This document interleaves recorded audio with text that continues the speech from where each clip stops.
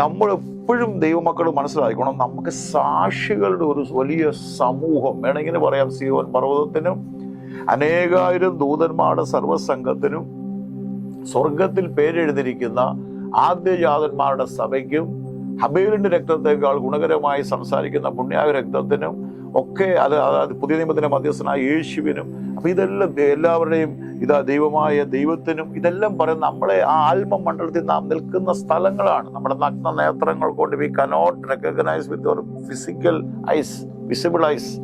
ഇത് സ്പിരിച്വൽ റലമാണ് ഞാൻ പറയുന്നത്.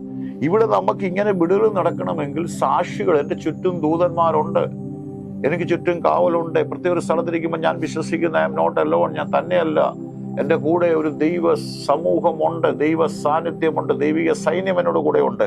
2, നാം ഓട്ടക്കളത്തിലാണെന്ന് മറന്നുപോലെ സകല ഭാരവും മുറുകെ പറ്റുന്ന പാപവും വിട്ട് മുമ്പിൽ വെച്ചിരിക്കുന്ന ഓട്ടം സ്ഥിരതയോട്. അപ്പൊ ഏത് ദൈവവേദന ചിന്തിച്ചോണം, you are in the field. നമ്മളെന്തോ ഓൺ ദ ട്രാക്ക്, നമ്മൾ ആ ട്രാക്കിലാണ്. ആ ട്രാക്കിൽ ഭാരം കൊണ്ട് ഓടാനൊക്കത്തില്ല. മുറുകെ പറ്റുന്ന പാപവും ഭാരവും, അധ്വാനിക്കുന്നതിനും ഭാരം ചുമക്കുന്നതിനുമായുള്ളവരെ, നിങ്ങൾ എൻ്റെ അടുക്കൽ വരുവീൻ, ഞാൻ നിങ്ങളെ ആശ്വസിപ്പിക്കാം. ദൈവത്തിൻ്റെ കാര്യങ്ങളിൽ അവൻ നിങ്ങൾക്ക് വേണ്ടി കരുതുന്നാകാൽ സകല ചിന്താകുള്ളൂ അവൻ്റെ മേലിട്ടുകൊള്ളുക. അത് വചനത്തിൻ്റെ വെളിപ്പാടാണ്.